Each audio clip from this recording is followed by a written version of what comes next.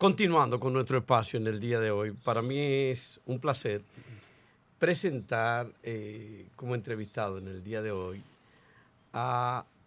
Él es economista y ha hecho carrera en su perfil, acusa una formación exquisita en universidades de muchos lugares del mundo, pero es un intelectual también, conocedor a profundidad de la economía del país y de la economía mundial, habida cuenta de que ha estado en organismos internacionales, desde la OMC hasta el Fondo Monetario Internacional y otros organismos, incluyendo el Departamento del Tesoro de los Estados Unidos, que es uno de los mecanismos más profundos en cuanto tiene que ver con la economía del mundo a nivel global. Y a nivel local también ha estado en toda su carrera profesional en el sector público, sobre todo, involucrado con lo que tiene que ver con la formulación, el análisis de las políticas monetarias, de las políticas económicas del país, y en su condición de director general de presupuesto, que forma parte también de su expertise en términos del ejercicio de funciones públicas, ha sido quizás y sin quizás uno de los mayores conocedores de cómo se cuece lo que tiene que ver con el presupuesto del país. Es exquisito y adorado en las academias.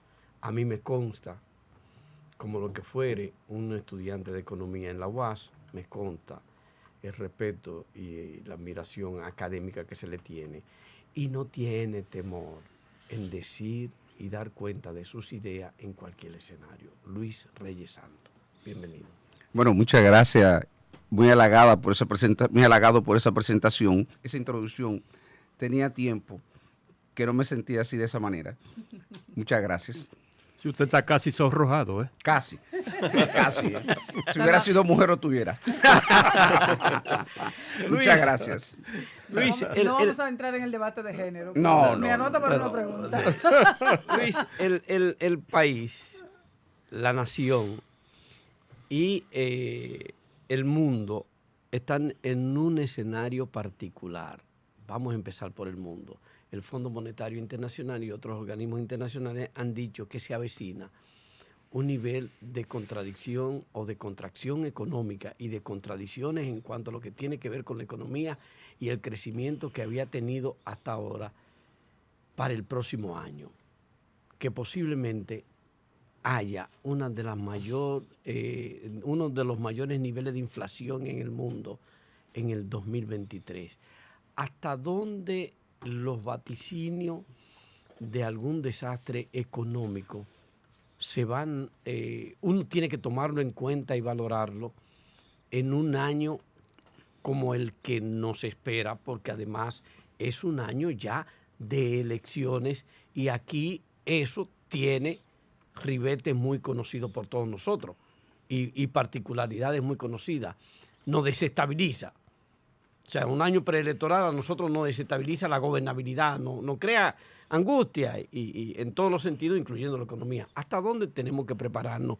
¿Hasta dónde pudieran ser reales esos vaticinios de organismos que tienen crédito en el mundo de lo que pudiera pasar en el 2023? Mira, excelente pregunta para comenzar. Yo quisiera iniciar mi respuesta diciendo lo siguiente. El mundo hoy día está viviendo una situación de incertidumbre. Esa es la palabra que mejor define en términos económicos lo que está pasando en el mundo. ¿Por qué de incertidumbre? Porque en estos momentos nadie, ni siquiera los organismos internacionales, es capaz de definir una senda esperada de comportamiento de la economía mundial y menos de las economías locales.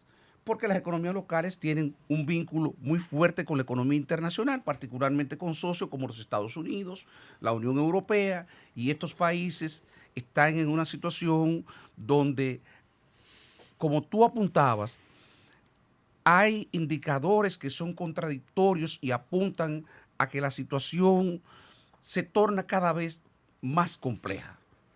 No sabemos qué tan bien, qué tan mal vamos a salir de ahí. Quiero destacar eso, ¿eh? Quiero destacar eso. No sabemos. Es una situación de incertidumbre. Observen lo siguiente. El petróleo sube hasta $120. Me voy a referir a West Texas, que es el petróleo de referencia. El barril de petróleo subió poco más de $120 hace 3 o 4 meses, luego bajó a 84, pero la semana pasada, el jueves, la OPEP se reúne y decide recortar 2 millones de barriles de petróleo diario en la producción diaria de petróleo, y eso se supone que debería de llevar los precios del petróleo de nuevo al alza y que debería aproximarlo a los $100 el barril de petróleo. Primer problema. Segundo problema. El fin de semana se anuncia el resultado de el nivel de ocupación en los Estados Unidos, y contrario a todo lo que se esperaba, resulta que el nivel de desempleo bajó 2 décimas. Bajó de 3.7 a 3.5. Para aquellos que no son economistas, que no entienden estas cosas, vamos a tratar de explicarle qué es lo que acontece. Buen aporte. Actualmente, el Banco Central de los Estados Unidos, mejor conocido como la Fed, tiene una lucha feroz para contener la inflación, como lo tiene el Banco Central de República Dominicana y como lo tienen la mayoría de los bancos centrales del mundo occidental. Entonces, en la medida en que de pronto nos encontramos con que el mercado laboral en los Estados Unidos, la tasa de desempleo baja, eso significa que estamos en una situación, como nosotros denominamos en el lenguaje económico, de pleno empleo. Y que va a llegar un momento, como ya no hay más espacio, donde para seguir contratando personal, las empresas van a tener que comenzar a aumentar los salarios, que ya lo vienen haciendo, pero por suerte lo vienen haciendo a una tasa por debajo del nivel de inflación. El problema va a ser cuando, de mantenerse esta situación, entonces va a llegar un punto donde los salarios van a comenzar a presionar la inflación, y va a haber entonces una contradicción entre la meta que persigue el Banco Central de los Estados Unidos y la presión inflacionaria que generan los aumentos salariales. Entonces, observen que eso es una situación totalmente exógena, una situación que no controlamos, y entonces eso es un ingrediente nuevo que solo tiene unos pocos días que fue dada a conocer la información. Con Entonces, posibles repercusiones directas por en la supuesto que República sí, Dominicana. por lo siguiente, ahora voy a explicarlo. Ahora voy a explicar por qué.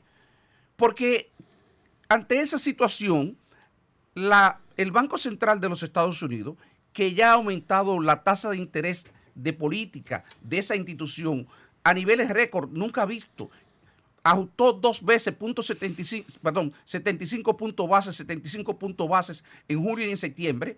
Ante esta situación, porque recordemos, ¿qué es lo que persiguen los bancos centrales cuando aumentan la tasa de interés? Lo que persiguen es bajar la demanda agregada para que a través de la disminución de la demanda, es decir, del consumo, de la inversión, de la familia, del gobierno, eso les reste presión a los precios y entonces ellos puedan hacer que los niveles de precio vuelvan a converger a los niveles que teníamos previo a la crisis del COVID-19. Entonces, si hay mayor cantidad de empleo, va a haber entonces aumento de la demanda agregada. Eso va en contra del aumento de lo que persigue el Banco Central de los Estados Unidos y lo que persiguen los bancos centrales de Occidente. Entonces, esa situación asegura que en la próxima reunión de la FED vamos a tener otro aumento de la tasa de interés en los Estados Unidos. Y al tener otro aumento de la tasa de interés, ¿qué pasó de inmediato? Pues reaccionaron los mercados de inversiones y el jueves y el viernes se desplomaron. Se desplomaron.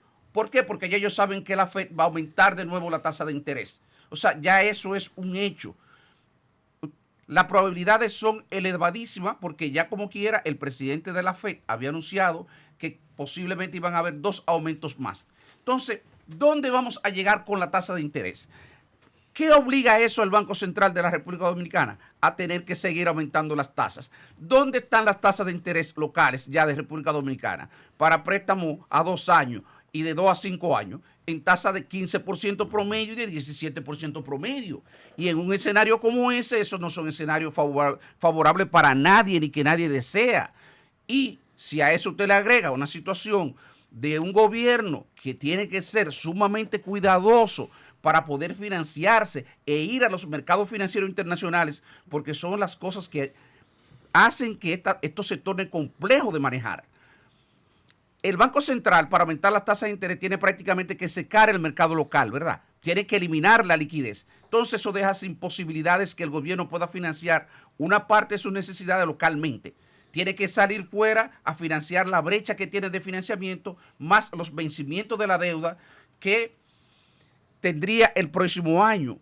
Y eso tendría que hacerlo a tasa de interés cada vez más alta y va a dejar al gobierno con menos recursos para poder afrontar la cantidad de demanda, de necesidades que tiene la población. Entonces, por eso decía, hay incertidumbre y es una situación muy compleja la que estamos enfrentando en este momento. Luis Reyes, estamos hablando con la persona, con el economista, pero sobre todo con una persona que ha tenido que manejar temas de presupuesto, ha tenido que ver todo lo que es la administración del Estado. O sea, estamos hablando no solamente con el profesional de las aulas, sino con una persona con la experiencia.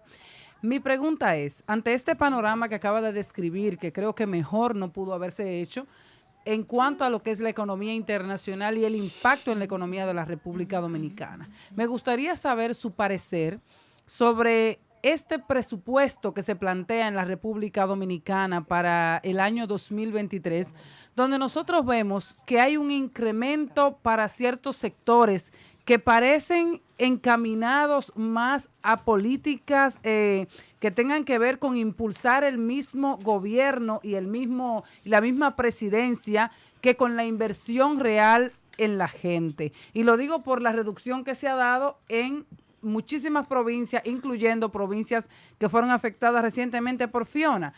Pero en ese proceso de presupuesto también nosotros vemos cómo se subsidia, y aquí se decía en el primer comentario, las EDES, cómo se redestina. O sea, este presupuesto es un presupuesto diferente en el sentido de cómo se están destinando los recursos de manera no acostumbrada en la República Dominicana. Y me gustaría saber el impacto que esto va a tener con relación a la realidad internacional que está planteando el Fondo Monetario.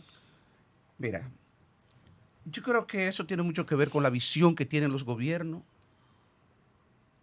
sobre cómo deben de utilizar esa herramienta que es el presupuesto, sí, y qué es lo que persiguen en términos de bienestar con las políticas públicas que se implementan desde el gobierno. Yo creo que esto no es una crítica, lo que voy a hacer, porque es una situación de hecho. Posiblemente pocas administraciones de gobierno han hecho tanto énfasis en el gasto en publicidad como lo hace el gobierno. Sí. Y yo creo que lo hace en parte porque de verdad es un gobierno que ha tenido que gestionar una crisis muy compleja, ha tenido dificultad también para ejecutar el gasto de inversión, porque además de la crisis hay una realidad: el gobierno ha sido ineficiente en la ejecución del gasto de inversión. Basta tomar la ejecución presupuestaria del año pasado, donde a esta fecha no habían ejecutado el 50% prácticamente del total de inversión, y este año está pasando lo mismo. Si usted coge la inversión pública del gobierno, lo que tenía contemplado originalmente en el presupuesto, 149,000 millones, y han ejecutado 49% cortado al mes de septiembre, al cierre del mes de septiembre. ¿Qué quiere decir eso? Que sigue arrastrando problemas con la ejecución presupuestaria el gobierno. Y yo decía, la visión es importante porque ahí es donde se establecen las prioridades. Si usted dice que la prioridad suya son las personas, entonces sus políticas y la asignación de recursos debería estar alineado con el gasto en las personas. Lo que usted decía sobre el tema de la distribución geográfica de los recursos asignados en el presupuesto, sí, yo le voy a dar solamente este dato. En ese presupuesto, solamente se concentra el 49% del gasto de inversión en el Gran Santo Domingo, en la extensión de Del metro. Del metro teleférico. 1, la extensión, la línea 1 y la línea 2 del metro. Sí. Y después de eso, el monorriel y el teleférico de Santiago. O sea que en 2 lugares el gobierno está concentrando una gran cantidad. Y usted me pregunta a mí, ¿esa inversión es necesaria? Pues por supuesto que es necesaria. Incluso es muy baja. Porque cuando usted ve lo que se le está asignando, por ejemplo, al monorriel de Santiago y al teleférico, que son 11,000 y pico de millones, 200 y pico millones de dólares, eso nos asegura incluso que prácticamente el gobierno no va a terminar esas obras, que le va a ser muy difícil terminarla para el año 2024, cuando lo ideal, un gobierno que quiere dejar un legado, es que le hubiese puesto mayor cantidad de recursos. Ni Montegrande podría terminarse tampoco. Con los montos que están ahí, es una buena pregunta, porque ahí lo que tienen son 2.400 millones de pesos consignados, Montegrande. Entonces uno se pregunta, ¿se va a terminar Montegrande con 2.400 millones? Yo tengo dudas.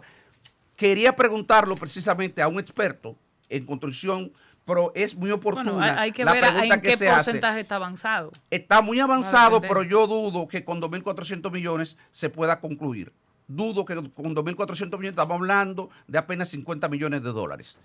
Y los montos, por lo menos el año pasado que estábamos hablando, no sé cuánto se ha ejecutado este año, por el nivel de ejecución que he visto, creo que es muy bajo. Y si se necesitaban unos 200 millones de dólares y ahora solamente tenemos 2.400 millones de pesos, aproximadamente 50 millones de dólares, no parece ser que por lo menos en el año 2023 y se vaya y a estos concluir. 40.000 millones, Antes que se me vaya de ese que se le puntito destina a ahí. la presidencia en este presupuesto. Don Luis, antes de ese punto, de esa pregunta de ella, con relación a Montegrande, porque se dijo, este gobierno cuando asumió en varias ocasiones ha repetido, que encontró la ejecución por debajo del 40% y que ellos habían logrado un avance significativo. Entonces, llevarla a un 80%. Eso se contradice. Si, o sea, no sé si hay una contradicción entre el 80% que dice el gobierno que tiene con ese monto presupuestario que están presentando. Mire, lo que yo conozco como director de presupuesto, eso es lo siguiente. Y esto recuerdo una discusión con el expresidente Danilo Medina y una propuesta que le hicieron de modificación, y él dijo, yo no acepto eso. Esos montos de presupuesto yo no lo acepto. Él lo consideraba presupuestos por tienen que debajo de ser- las necesidades. No. A él le habían presentado una propuesta, un proyecto de presupuesto para la ejecución de esa obra. Y luego intentaron modificarlo. Y él se negó a ello. Sencillamente se negó a ello. Entonces, por lo menos yo sé que la parte de la infraestructura estaba cubierta totalmente. Luego surgieron una serie de obras conexas, de camino, de tema de desplazamiento, Adecuación de las adecuación comunidades. de las comunidades y esto, que no sé hasta qué punto se pueden considerar parte del proyecto. O sea, no sé. Sí, es parte Honestamente, es no lo parte del sé. proyecto. El tema es que eso encarecía el proyecto en un monto importante y, repito, tengo duda, no lo sé. Me gustaría que algún experto se refiriera y dijera si con esos 2.400 millones de pesos que hay consignado ahí se puede concluir la Ya, obra. ya eso tendremos que estaban analizarlo. pidiendo entre 400 y 600 millones de dólares para poder concluir. Eso le digo. Tiene 2.400 millones consignados. Estaban pidiendo 400, 600 millones de dólares. El año pasado se estaban solicitando 200 millones de dólares, 200 y pico millones de dólares Sí. para la continuidad solamente en ese año. Y por eso es que tengo duda, reitero, de si con eso va a concluirse esa obra. Usted hablaba de los 40, le preguntaba sobre el presupuesto que se está asignando a la presidencia de la República. Decía Salvador, estamos en un año 2023 prácticamente electoral en la República Dominicana y queremos saber el impacto que esto tiene por la forma de cómo se ha distribuido este presupuesto, un asunto no usual básicamente en la historia de la República Dominicana. Mire, déjeme decirle algo. Y Ella esto se- lo voy a ella- decir ella ya se no refiere- como, no lo voy a decir como economista, lo voy a decir con mi experiencia. Sí, claro. El año que viene es un año que va a poner a prueba el compromiso que tiene el gobierno con el mantenimiento de la estabilidad. O sea, ¿por qué?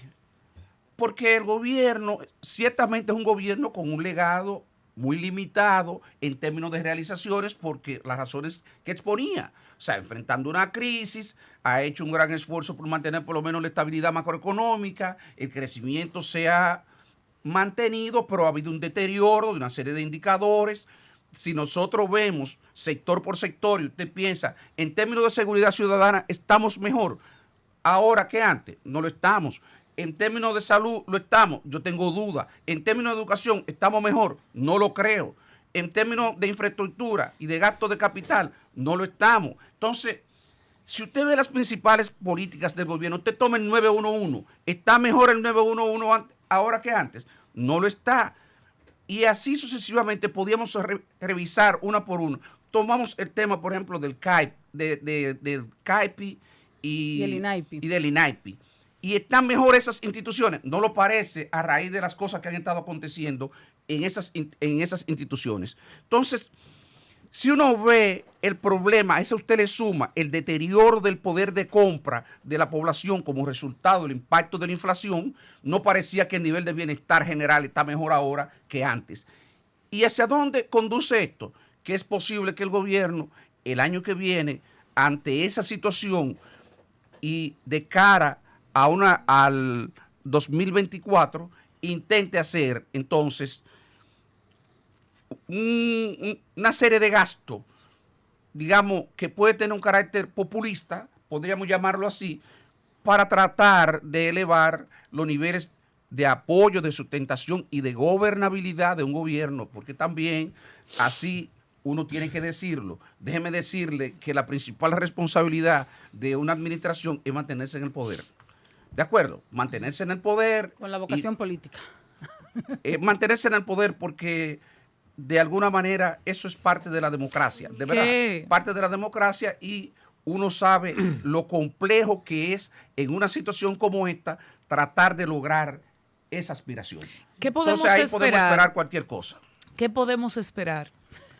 Pero en lo que tiene que ver con la política cambiaria respecto al dólar y por ende respecto al euro y las demás monedas, usted no puede hacer un ejercicio de adivinanza porque no es su estilo ni es lo mandatorio, pero obviamente usted no forma parte del equipo económico del gobierno. Ahora, partiendo de cómo se ha manejado hasta ahora y tomando en cuenta que tenemos un peso revalorizado respecto al dólar, y que yo entiendo que eso no solo obedece a la política local, sino al exterior, ¿qué podríamos esperar?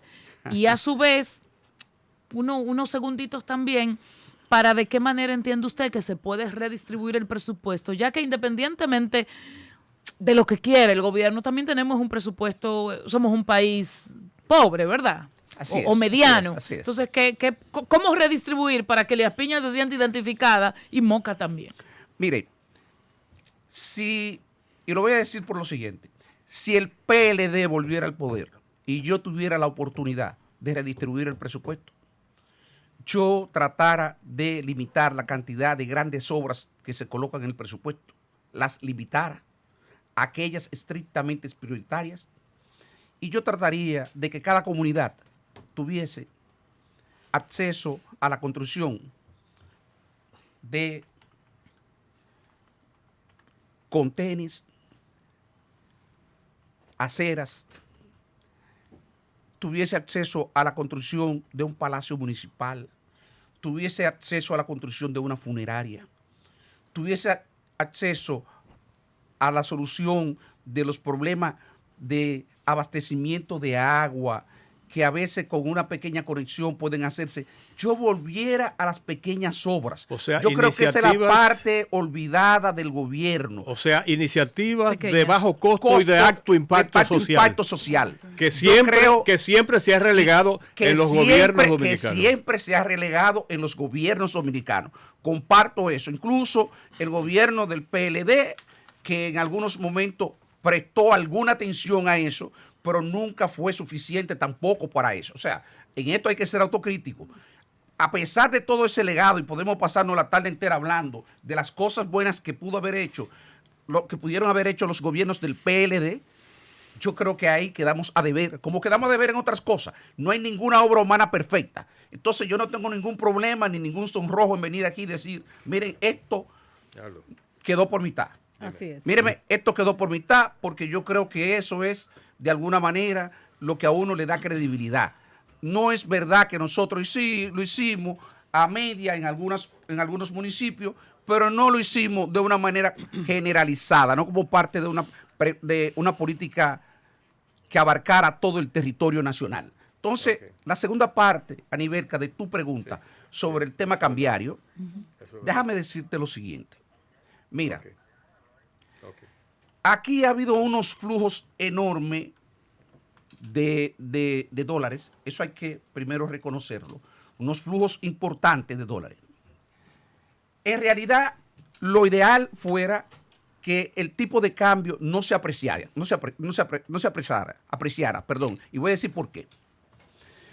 Porque si tú tienes una situación en la cual el gobierno está contrayendo el gasto y al contraer el gasto no puede contribuir al crecimiento, y por otro lado tú tienes una política monetaria que está aumentando las tasas de interés y por tanto va a contraer la demanda agregada. La demanda agregada es equivalente al Producto Interno Bruto.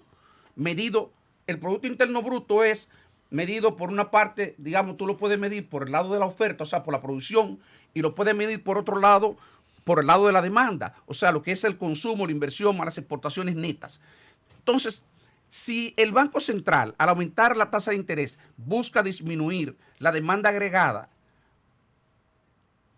y tú tienes una situación en la que está apreciando el tipo de cambio, lo que tú estás haciendo es que está haciendo menos competitivo los sectores que hoy día te están creciendo. ¿Cuáles son los sectores que te están creciendo? El turismo, las zonas francas y obviamente un sector que no tiene que ver con la producción, que son las remesas. Básicamente eso es lo que está sustentando en buena parte el crecimiento de la economía y ha asegurado la estabilidad. Y de verdad, nosotros tenemos un sector externo en este momento robusto, pero no había necesidad de esa apreciación tan grande del tipo de cambio. Ahora, ¿por qué el Banco Central no hace eso? Porque esa es la pregunta que uno se hace. No es que el Banco Central desconoce eso. No, el Banco Central lo hace por dos motivos. Porque la apreciación del tipo de cambio puede ayudarle a ellos a estabilizar la inflación. Piensan, yo no lo creo.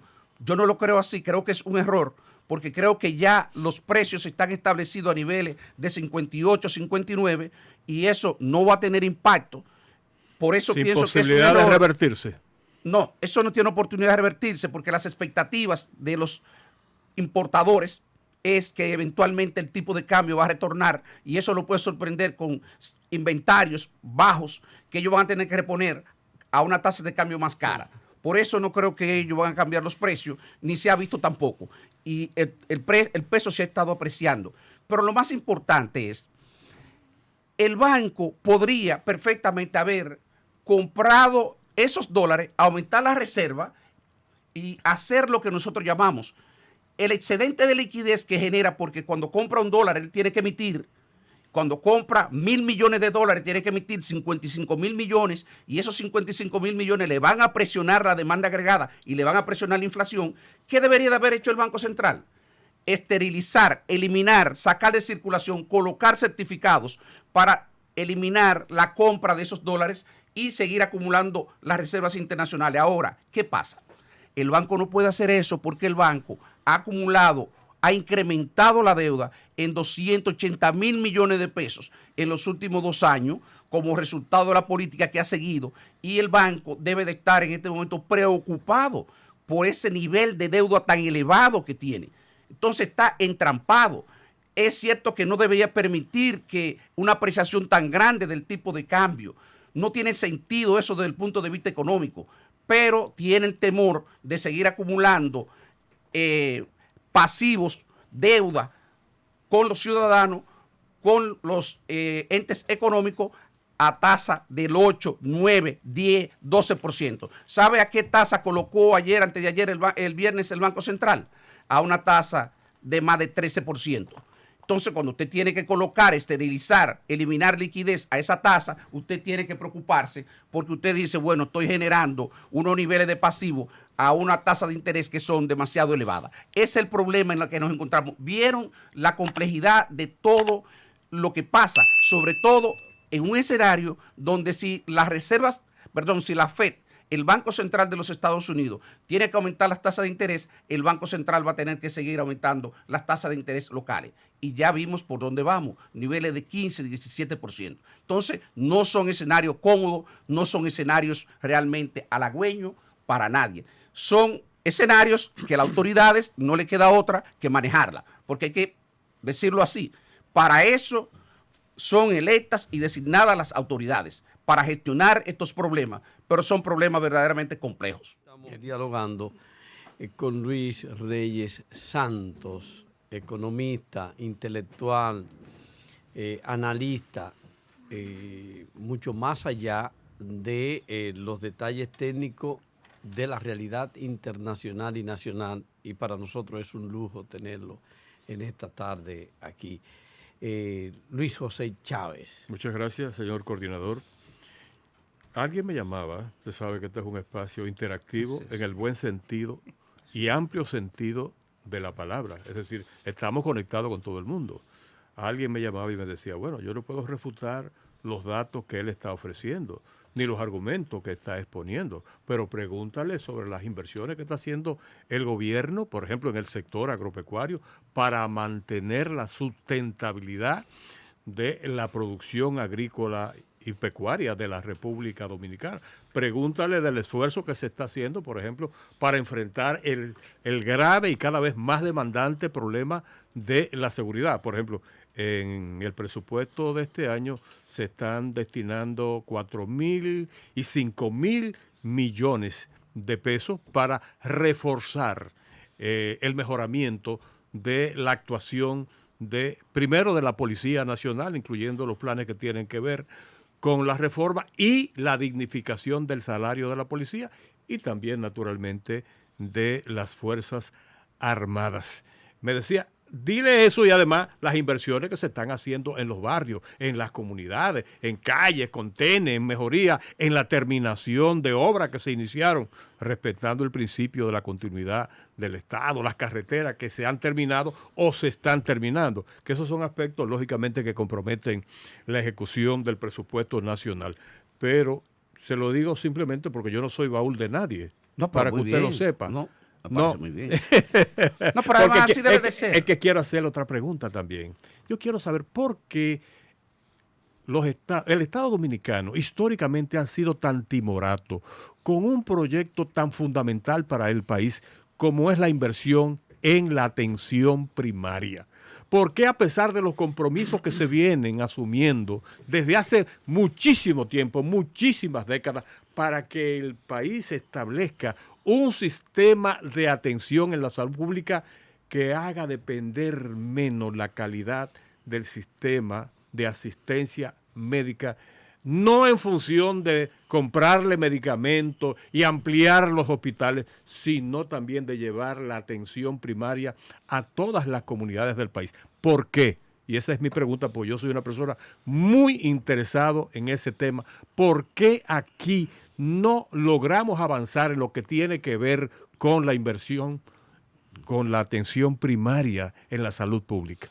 Pues mire, déjeme decirle algo. Mi experiencia, mi paso por el Estado, me permitió darme cuenta. Países como este, usted tiene muchos sectores que son capturados por el sector privado. Y eso hace que los niveles de autonomía que tiene un gobierno para solucionar determinados problemas, dificultades, se vean limitados. Y eso usted lo ve en la administración actual, lo ve en la anterior y lo ve en todos los gobiernos que usted pueda mirar hacia atrás. Ese tema que usted está tocando, con mucha propiedad y que yo comparto, además. Porque eso abarataría muchísimo los servicios de salud y posiblemente ayude a mejorar la cobertura de la salud en aquellos sectores de menores ingresos. Facilitaría muchísimo tener pequeños centros de salud más cerca de los ciudadanos. Y la medicina familiar, como la se le llama medicina también. familiar, correcto. Entonces, ¿por qué eso no se ha avanzado? No se ha avanzado porque no ha habido, no la voluntad política. Yo quisiera aquí elaborar un poco sobre esto, que es verdad que no la ha habido, pero es un tema más complejo que la voluntad política. Cuando se quiere implementar una política pública, lo que uno ve es que es necesario que se genere una especie de masa crítica al interior del gobierno que genere los consensos, que haya la concertación, ¿verdad?, que permita confrontar los grupos y a partir de ahí entonces, en esa lucha de poder, que no se lo dejen todo al gobierno para que eso sea posible. O que el gobierno tenga la capacidad de articular con la sociedad civil, ¿verdad?, para poder afrontar estas cosas y entonces propiciar las transformaciones necesarias. Y eso, a veces, ni los gobiernos son tan hábiles ni son tan buenos en propiciar esa concertación que permita confrontar esos intereses, y el resultado ¿Y se transan? es eso. Bueno, si no se transan, lo deja que continúen. Míreme, yo no voy a decir que lo transan, pero por lo menos dejan que las cosas continúen. Y eso, obviamente, ha dado lugar a que lleguemos hasta este punto donde nos encontramos, donde tenemos décadas hablando lo mismo y no hemos hecho y construyendo más hospitales y más hospitales y más hospitales. Míreme, nada. Almacenes de enfermos, en otras palabras. Míreme, y que puede ser que se necesiten, pero yo tengo duda si hubiese sido más eficiente, porque podría ser que una parte de esos hospitales se necesiten. El tema es que no cabe la menor duda que es necesario que la atención primaria, primero. Se le dé prioridad. Vamos a estar claros. Eso es lo importante. Entonces, volviendo a la pregunta que hacía la persona, que le agradecemos que la gente lo escuche y que haga su pregunta, porque de lo que se trata aquí, yo quisiera decir lo siguiente. Yo no vengo aquí a negar las realizaciones. Yo no vengo a decir, gobierno no ha hecho nada, yo no utilizo ese lenguaje, yo no soy una persona que creo en esas cosas, yo creo que hay que hacer política de una manera distinta, yo creo que hay que ser respetuoso incluso y que uno se acredite en la medida en que se apega a la verdad. O sea, yo no estoy diciendo que el gobierno no ha hecho tampoco nada, yo he dicho que ha sido timorato a la hora de gastar, que no ha sido eficiente a la hora de gastar, pero el gobierno ha gastado y ha tenido algunos resultados. Ahora, déjeme decirle algo. A esa persona que chequeé, porque yo lo hice y me preocupó mucho cuando vi el gasto de capital en seguridad en la parte de Policía Nacional. ¿Cuánto tiene el gasto de capital la policía? 500 y pico de millones de pesos. Y yo digo, vi que hay un aumento en el gasto corriente, que presumo que es para aumento de salario de los policías, sí. Pero el tema es que todos sabemos que eso no es suficiente para mejorar la seguridad ciudadana, para propiciar una transformación con la profundidad que requiere la Policía Nacional. Entonces, que revise, que verifique y se encontrará que solamente hay 524, 500 y tantos millones de pesos para gasto de capital. Y todos sabemos porque nosotros gastamos como 2.000 millones de pesos, 3.000 millones de pesos, comprando camionetas, motocicletas y de todo. Y esos equipos, cada cierto tiempo hay que renovarlo, ir comprando un porcentaje de ellos para que se mantengan en buenas condiciones, porque de pronto, cuando la ciudadanía lo necesita, el vehículo no funciona y entonces eso va en detrimento de la calidad del servicio que puede aportar la policía. Después, yo decía, y aprovecho para corregirlo, hay montos que están consignados en el presupuesto, recordemos, para el teleférico de Santiago y el monorriel. Yo decía en ese entonces que eran 200 millones de dólares, no son 200 millones de dólares, son 300 y pico millones de dólares para esas dos obras. Para lo que hay 200 y pico millones de dólares es para la extensión de la línea 1 y 2 del metro, que son 11.000 y tantos millones de pesos. Y yo decía, sí, son proyectos que se justifican. Lo que yo cuestionaba es los montos que se le están asignando, porque decía, con esos montos, yo tengo serias dudas que se puedan terminar esos proyectos antes de que concluya esta administración. Eso es lo que tengo que aclararle respecto a eso, y reconozco que también ha habido continuidad, y qué bueno, y celebro la continuidad que ha tenido el gobierno en muchos proyectos importantes, sobre todo carreteras y otras cosas, como debe de ser. Creo que es un paso de avance que todos debemos saludar y debemos de felicitarnos que el gobierno le dé continuidad a algunas obras. Incluso, como estábamos hablando de la presa de Monte Grande.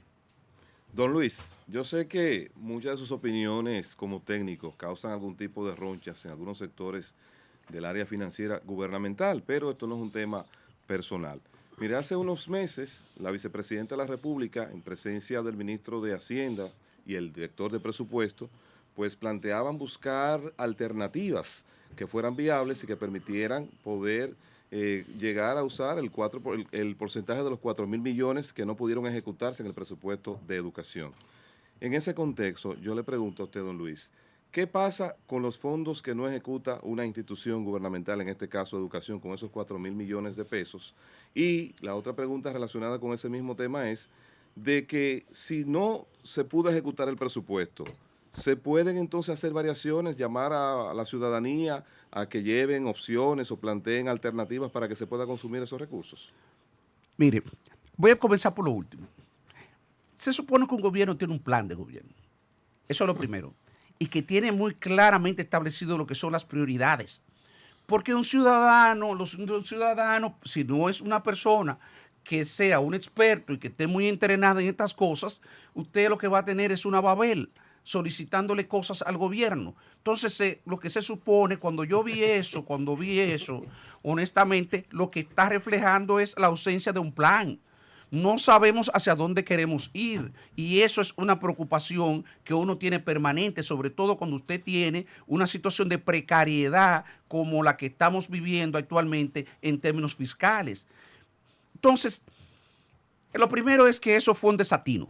Vamos a estar claros, es un desatino usted decir a la sociedad que le lleve propuestas de que para usted decir en qué usted va a gastar, sobre todo en el sector educación, donde lo que más hay es necesidades. Pero no podríamos pasarse un programa solamente hablando de las necesidades del sector educación. No tienen Entonces, pero usted ha visto la cantidad de escuelas en las condiciones que están. Ustedes no han visto los programas de televisión en la noche en las condiciones que están las escuelas. Claro. Entonces no pudieron gastarse esos 4.000 millones mejorando las escuelas. Por ahí el caso de las butacas. Pero el caso de la butaca, o sea, cómo teniendo tantos problemas ahí mismo, no eran capaces de identificar esas necesidades, dónde invertir esos 4.000 millones. Es más, usted invierte los 4.000 millones y no dan los 4.000 millones para satisfacer los requerimientos de butacas para sentar a los niños. Entonces, por Dios, eso es lo que tiene que ver con el tema de invitar a la población a que aporte nuevas ideas. Sobre lo otro que me preguntaba, el tema me refresca la... Sí, le decía que los 4.000 millones... Los 4.000 millones, los 4.000 millones, sí, el excedente. ¿Qué pasa con eso? Ahí hay varias cosas. Porque el caso de educación es un caso particular, que yo lo aclaré en su momento, fui a un programa vespertino también, y decía, señores, con la Constitución abierta, lean, por favor, y le leímos el artículo de la Constitución donde dice que los fondos destinados a la educación no pueden transferirse a ningún capítulo. Entonces no sabemos cómo eso se le pasó al gobierno. Pero ¿qué pasa cuando, como dijo Carlos, hay un excedente? Perdóname. En el caso de educación, por eso estoy hablando que es un caso particular, porque educación, la Constitución no te da opciones, tiene que dejarlo ahí. No puede transferirlo a ningún capítulo. Lo único que te queda es ejecutarlo dentro del capítulo de educación. Y lo que no ejecuto... Se pierde porque la apropiación es presupuestaria o el crédito presupuestario que recibe una institución cuando se aprueba la ley. Cuando se aprueba la ley, lo que se le da a cada institución no es más que un crédito presupuestario para que él gire como si fuera una cuenta en un banco que usted tiene. ¿Qué presupuesto? Una hoja de papel que le dice, mire, usted tiene 100 millones, gire contra ellos poco a poco y ya de ahí adelante presupuesto se supone que debe de ocuparse de asignarle esos recursos, que aprovecho para hacer una aclaración aquí, porque todavía hay muchas personas que siguen creyendo que el director de presupuesto es que firma las órdenes de pago de cada una de las instituciones. Y yo quiero decir, señores, desde el año 2000, desde que yo llegué me designaron director de presupuesto porque eso estaba aprobado. Durante la gestión del presidente Leonel Fernández se aprobó la ley de presupuesto, pero no se había aplicado la cuota, el sistema de cuota. Entonces, desde enero del año 2013, ¿quién les habla? Se ocupó de aplicar un sistema de cuota a las instituciones en función de lo que tenía aprobado. Una de las reformas institucionales más importantes que se ha hecho en el país, que se tiene, quizá porque yo mismo no me he ocupado de salir a explicar estas cosas. Antes, el director de presupuesto, todos los pagos pasaban por sus manos y él lo pagaba. Incluso cuando a mí me mencionan en algunas cosas de estas que se comentan por ahí en los medios judiciales, yo me sorprendo porque digo, no conocen el procedimiento, los procedimientos presupuestarios, Ni la ley. no conocen la ley, porque el director de presupuesto participa de todo eso, la dirección de presupuesto, porque es parte de un todo que se llama el sistema de administración financiera, y dentro de ese conjunto, él es un conjunto que está relacionado con todos los demás.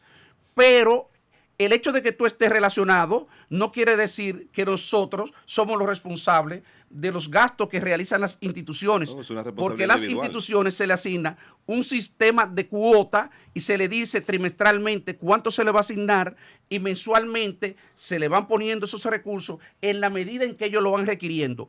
Y ya de ahí en adelante, la persona que ordena el pago, o sea, que firma el libramiento, que es como se llama técnicamente, es el responsable de verificar que ha cumplido con todos los procedimientos. El director de presupuesto ni siquiera se entera, óigame esto, ni se entera de los montos que está ejecutando, ni a quién se lo asigna, ni a quién le paga, ni cuánto le paga. Entonces, ese tema del 4%, para concluir con la respuesta, si fuera otro capítulo del gobierno, si tú tienes oportunidad de mandarlo al Congreso y reasignarlo, tú podrías mandarlo al Congreso y reasignarlo, porque lo que dice la Constitución también es que si tú vas a transferir recursos de un capítulo a otro, para la gente, para el público que lo escucha, porque eso de capítulo suena muy sofisticado. A lo mejor la gente no lo Eso ya entienda. meto de, digamos, de un ministerio, para que ellos lo entiendan mejor. Lo- En realidad, un lo capítulo, quiere de un punto a otro. mírame, de un ministerio a otro, de Exacto. educación a salud. Bien. Usted quiere transferir eso o a la Policía Nacional porque usted tiene problemas de seguridad. En ese caso, usted tiene que someterlo porque dice la Constitución que la transferencia de recursos de un capítulo a otro, de una institución a otra, es potestad del Congreso. Pero en el caso de educación no aplica porque no hay manera, dice la Constitución, de que usted pueda transferirlo a ningún sitio. Y eso por Ni eso se me va para el sorprendió. año que viene. Ni se va para el año que viene tampoco, Nada. porque la ley es... La ley, recuérdense, de presupuesto es por un año. Y usted no favorece, porque yo comprendo el espíritu como de que no le quitemos dinero, un dinero A lo vital. mejor fueron Ahora, inteligentes porque si usted no imagínate. favorece a futuro algún cambio respecto al tema de educación para que a la misma institución por lo menos lo pueda usar. Yo no sé. No, pero la porque misma institución lo puede usar. Sí, pero termina siendo un dinero, porque la experiencia hasta hoy es que siempre hay un excedente. No, No. perdóneme, Aclárame esa no, parte no, de pero, Luis. pero No, perdóneme, esa parte de perdóneme, Luis. perdóneme. Se cree que No, perdóneme. esa es la experiencia No, hasta no, hoy. no, no, esa es otra Deja que lo falacia, explique. es otra falacia. Bueno, Voy es ahí otra mismo, falacia. no se gasta el dinero. Deja que lo explique. Voy a esa parte. Déjame, pero no, déjame. Déjalo Sí, que sí, lo pero- explique. pero y después es tú un entras. No, agregamiento no, ahí. no, espérame, Que lo Carlos. agregue- No, espérate, déjame Carlos. decirte, Carlos, no, porque pero voy en espera. sintonía con No, la no, pregunta pero de espera, Daniel. Carlos. Deja que le explique eso. Es importante. Mire por qué. Durante todo ese debate, desafortunadamente yo no estaba en condiciones de escribir y hacer la aclaración y de venir a los medios. Por eso es que es importante no venir aquí y que ustedes no hagan esa pregunta. Lo Miren, cuestionemos. ustedes no se imaginan la satisfacción que a mí me da tener la oportunidad de aclarar lo siguiente. Aquí se ha dicho de que nadie ha cumplido con el 4% de educación. eso lo dijo el Eso director ustedes actual vieron de incluso presupuesto, lo dijo, medios de comunicación, Sí, sí. lo dijeron incluso funcionarios públicos. Sí, sí, eso Señores, déjenme decirle algo. Cuando se habla del cumplimiento del 4%, es respecto a lo que está presupuestado, porque el 4% se establece a partir del marco macroeconómico. ¿Qué es el marco macroeconómico? El marco macroeconómico es una tabla que contiene los insumos a partir del cual se establecen, una serie de parámetros, se le sirven de parámetros para hacer las estimaciones presupuestarias. Por ejemplo, ahí está el crecimiento del Producto Interno Bruto, cuánto va a ser el Producto Interno Bruto, ahí está el crecimiento real de la economía, ahí está la inflación, ahí está la tasa de cambio, y todas esas variables en conjunto constituyen el marco macroeconómico. Entonces, tomando eso como referencia, usted estima y dice el 4% de educación para el próximo año a partir de la proyección del marco macroeconómico va a ser de tanto. Contra eso es que usted tiene que verificar, porque ¿qué es lo que ha estado ocurriendo en el país? Miren qué ocurre. De pronto tenemos una situación inflacionaria. Teníamos que la proyección de inflación de este año iba a ser 4%, 5%. Y la inflación termina siendo 8, 10%. ¿Qué ocurre? Que el PIB termina inflado inflado, pero inflado por efecto de la inflación. Las recaudaciones del gobierno es verdad que aumentan. Si fuera así, habría que redistribuir y sumarle una parte de educación para cumplir con ese 4%. Lo correcto sería por lo menos ver de lo que realmente se le asignó en el presupuesto, con ese Producto Interno Bruto que se contempló en ese momento, calculado el 4% con ese Producto Interno Bruto, ¿qué fue lo que se ejecutó? Y entonces ahí veríamos que si eso se hace de esa manera, entonces la ejecución ha sido de 96, 97, 98%, 97, 98% durante la mayor parte de los últimos, por lo menos del 2013 al 2020. 97, 98%. Y debería ser de más. Y aquí quiero decir lo siguiente, porque también ha habido ineficiencia en educación a la hora de ejecutar. O sea, no tampoco, a nivel tampoco, Yemeto, porque no debería. Tú me vas a decir a mí que es verdad que no hay necesidades en términos de educación. Para tú, pero por Dios, lo decíamos ahorita, ¿y por qué no se compraron suficientes butacas? ¿Y por qué no se repararon suficientes escuelas, aulas? ¿Y por qué no se han concluido 700 y pico de escuelas que están, que tienen problemas, tienen dificultades, pero que eso tiene su mecanismo también para poder solucionarlo, que son aquellos casos de los proyectos de escuela que salieron en sorteo y como salieron en un sorteo no se tenían presupuesto porque no se sabía dónde se iba a ejecutar y luego resultó que los terrenos donde se iban a ejecutar no eran viables, hubo que hacer gastos extraordinarios y eso desbordó la ley. Eso es verdad, pero es una situación que es perfectamente justificable. Yo no sé por qué el gobierno no ha hecho un esfuerzo por mandar eso al Congreso, porque eso se puede sustentar caso por caso. Eso lo tiene documentado la Contraloría General de la República desde hace años. Y entonces, ¿por qué eso no se soluciona en beneficio de esa gran cantidad de niños que todos lo vemos, todos tenemos oportunidad de ver en las condiciones que están recibiendo? Se aprobó una ley, don Luis, y la contratación docente también, que ha habido un problema para la contratación de docentes. Entonces no me diga que me sobran 4.000 millones. Ahí donde es más un tema de ejecución. Míreme, Usted piensa que es un tema más de ejecución. Pero no, y de la calidad de la ejecución. De eso no me cabe la menor duda. Porque déjeme decirle algo. Y eso no es un tema solamente de educación. Porque aquí vinimos a hablar, obviamente, de esto. Si vamos a hablar, vamos a hablar. Esto es un tema que prácticamente generalizado. Hicimos avances, muchos avances, y creo que hay algunos de las instituciones de este gobierno que también lo han hecho bien. No todas las instituciones lo han hecho mal. Obviamente el aprendizaje es un aprendizaje muy duro. En la parte de administración financiera del Estado, yo he tratado de hablar yo hablo con algunos economistas. El jueves estábamos con 2 amigos, anécdota, y yo le estoy explicando el problema de esta parte de lo que hace la Dirección General de Presupuestos en el marco de la administración financiera, cuál es su rol, cuál es su papel, y ellos me decían al término de media hora, Luis, por eso es tan denso para ellos que son economistas. Imagínese usted, para un abogado, para un ciudadano común, entender estas cosas. Entonces, no me digan, por Dios, que en el presupuesto de educación sobran recursos. Porque eso no hay forma, míreme, no hay forma de uno poder decirlo y que Dios no nos castigue. Y el factor de las contingencias, y el necesario cambio de las prioridades no explica esas situaciones que usted plantea. No. Porque nadie había planificado una acción para manejar la pandemia. Ni para manejar o mitigar el impacto económico esa es una situación de excepción. Del conflicto que ha creado Rusia con la invasión a Ucrania. No, pero eso es una situación, perdóneme. Estamos hablando del presupuesto solo de educación, que recordemos, dijimos que no podía reasignarse para otra cosa, porque la Constitución lo prohíbe.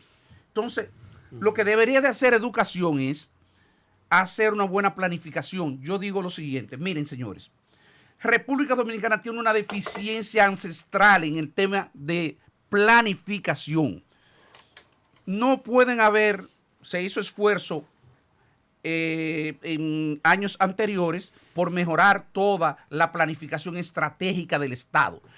pero no al nivel más alto. ¿Dónde que comienza? En las instituciones más bajas, porque al final ellas son los que ejecutan el gasto. Si ellos no tienen buenos sistemas de planificación, no es verdad que van a tener una buena ejecución presupuestaria.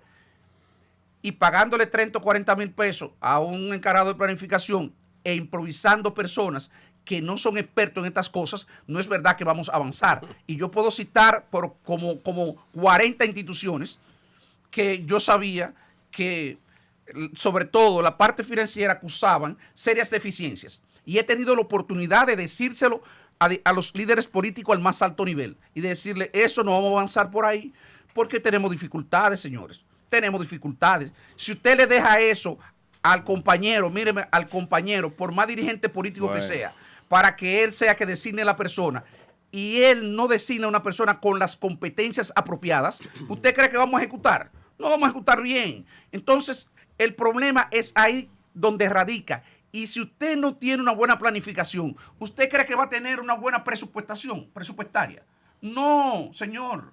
Entendamos esto. Entonces, obviamente, ahí la clase política también tiene que entender cosas. Yo me hago incluso una pregunta si nosotros a futuro vamos a continuar de esta manera.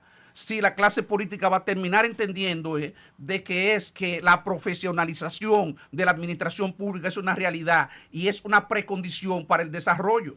Es una precondición para el desarrollo. Y es el tema, ahí es donde estamos atrapados. Sí, don Luis. Carlos, permíteme un minuto. Hay dos temas relativos al presupuesto 57. que han sido fuertemente criticados. Uno, que el presupuesto fue enviado al Congreso antes de que se le hicieran la reformulación para incluir las partidas de las provincias que fueron afectadas por Fiona. Y sin embargo, ha pasado, después que se declara la emergencia, después de la declaratoria de emergencia, no han retirado el presupuesto para hacerle la transformación, sino que eso ha seguido así. Y hay una diferencia muy grande en función de los recursos que se destinaron para eso, por un lado.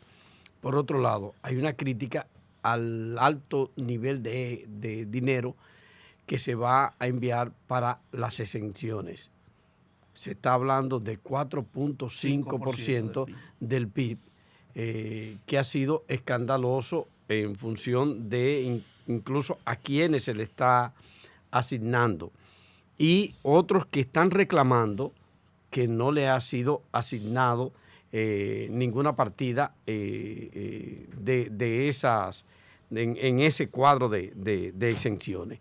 ¿Hasta dónde es cierto lo de la exageración de las exenciones? Vamos por partes. Déjeme comenzar con la primera parte de su pregunta, porque me pareció, aquí yo tengo que hacer algunas aclaraciones, porque también yo creo que es una responsabilidad mía venir y contribuir a educar a la ciudadanía sobre estas cosas. O sea, las implicaciones que tienen ellos. El gobierno tenía una presión porque tenía que entregar antes del 2 de octubre, que es lo que establece la Constitución, el presupuesto. De pronto tiene una contingencia. Esto es una contingencia, lo que ocurrió con Fiona. Sí. Y los primeros números arrojaban que los gastos, digamos a mano alzada, superaban los 20,000 millones de pesos. Si la Dirección General de Presupuesto hubiese tenido que comenzar a recortar gastos para reasignar recursos a instituciones, honestamente, eso le hubiera llevado un mes de trabajo. Vamos a estar claros. O sea, humanamente eso no era posible solucionarlo. Decir lo contrario, yo le faltaría la verdad. No es fácil en un presupuesto tan apretado, tan rígido en términos de gasto, que usted no puede cortar de educación por las razones que ya dijimos, que usted no puede recortar porque tiene que cumplir con el 4%, pero además usted no puede recortar de los intereses del pago de la deuda, y entre los dos representan el 45% del presupuesto. Usted no puede recortar del presupuesto de las Fuerzas Armadas, no puede recortar del presupuesto, míreme, de la policía, porque estamos hablando de la seguridad ciudadana. ¿Qué va a hacer? Lo va a coger de inversión pública, que es muy baja ya. Entonces, hay un problema real. Vamos O sea, cada cosa en su lugar. Entonces, yo creo que lo que ha hecho el gobierno en ese aspecto es, porque yo pienso que el gobierno le duele la situación de los ciudadanos que hay en esas comunidades y que vimos en las condiciones de pobreza en la que vivo y cómo lo dejó Fiona, lo dejó todavía en una situación de mayor precariedad. Entonces, el gobierno mandó el presupuesto para cumplir con la formalidad legal de presentarlo a tiempo, para sentarse ahora a ver qué va a hacer. Porque la otra decisión que podía haber hecho rápidamente, pero hay otras consideraciones, era decir, voy a aumentar el déficit público en 0.5% y en lugar de 3, me voy a ir con 3.5% para yo endeudarme por ese 0.5 y financiar las necesidades de esas comunidades. Eso es una posibilidad, era una posibilidad. Ahora, para el gobierno, eso también tenía su más o menos, uno no lo conoce, porque el gobierno tiene que salir a colocar una cantidad de recursos demasiado grande en el exterior y eso podría ser un hándicap, el hecho de que aumentara el déficit. Eso es un tema que tendría que explicarlo ya el ministro de Hacienda y ver sobre esa posibilidad. Pero creo que lo que ha hecho el gobierno es postergar eso para ver, estudiar mejor cómo lo va a afrontar. Esa es la ¿Pero qué interpretación significa que yo le colocar doy. recursos en el exterior? Tomar préstamo. Tomar préstamo. Ah, O sea, aumentar el déficit, tomar préstamo para financiar esa necesidad de gasto. Porque no tiene. Porque no tiene de dónde recortarlo. No, entendí. Colocar recursos en el exterior, ¿no? Sí. Buscar recursos. Buscar recursos, colocar, perdóname, instrumentos de deuda. Ok. Instrumentos de deuda, Ok. colocar instrumentos de Bono, deuda. etcétera. Entonces, sobre la segunda parte, el tema de lo que nosotros llamamos, como la gente lo conoce, exenciones, para no llamar oye método de otra manera, exenciones, 4.5%, una locura por todos los lados. Gran parte de eso, más del 50% de eso, son exenciones del ITEVIS. Y por ahí comienza el problema. Porque entonces estaríamos golpeando a los mismos sectores pobres que queremos mejorarle las condiciones de vida. Y eso hay que decirlo. Otra parte importante son las zonas francas. Y las zonas francas actualmente están liderando el crecimiento de la economía y es un problema usted cargarla, porque si usted la carga y otros países no le dan, todos los países que compiten con nosotros no le dan el mismo tratamiento, pueden provocar un desplazamiento de ellos, un desplazamiento de una hacia gran otro parte lugar. de su zona Y franca. entonces eso, agravarnos los problemas de desempleo y los problemas que todavía nosotros tenemos por delante. Pero la tasa de cambio también puede influir en eso. Claro que sí. Por eso decía que era un error del Banco Central permitir la apreciación del tipo de cambio en los niveles que lo había permitido, pero que también el Banco Central tenía sus limitaciones porque había colocado demasiados certificados y eso verdaderamente constituía un problema. Entonces, como usted ve, lo que queda ahí, después de que usted quita la parte del ITEVIS, la parte de las zonas francas y algunas otras cosas más, es algo que realmente uno tiene que ponderar muy bien si vale la pena que el gobierno enfrente esos sectores que están detrás de eso en un año preelectoral. Yo le digo a usted, no lo va a hacer, ¿me entiende? No lo va a hacer porque ningún gobierno lo ha hecho, pero no por criticar porque ningún gobierno lo va a hacer, ni ni ninguno, ¿de acuerdo? Para que no vayan a pensar que por un problema político, que lo estoy diciendo, nadie hace eso y se suicida. ¿Sabe por qué? Porque cuando se presenta el proyecto, ¿sabe lo que va a hacer la oposición? Va a decir, no hay problema, apruébenlo, porque la oposición no tiene problema y saben que es una necesidad. Lo que no va a cargar con el costo político de eso. Y le va a decir, apruébenlo. Entonces, el gobierno en solitario se va a echar ese problema encima. Por eso es que cuando yo vengo aquí, yo vengo a hablar de otra cosa. Porque como ya yo viví todas esas experiencias, yo puedo contarla y contarle y decirle, mire, pasan estas cosas. Y eso trasciende el ámbito meramente económico. Porque esos ya son factores políticos propios de nuestra realidad, que hay que conocerlo. Usted sabe, ¿quién ha visto aquí que ha aprobado una reforma fiscal en un año preelectoral? Nadie. Y no lo aprueban, ¿sabe por qué? Porque ni siquiera ese juego que se hace en el Congreso de que yo te hago acto de presencia pero no te voto, ni ese es posible.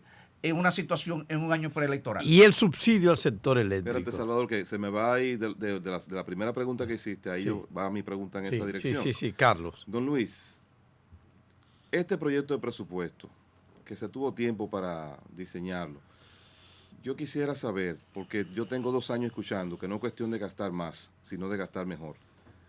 Este gobierno en eso ha hecho una campaña. Yo quisiera saber si este presupuesto del 2023 refleja eso, de que aquí se está gastando mejor en vez de gastar más. Mira, es un sofisma.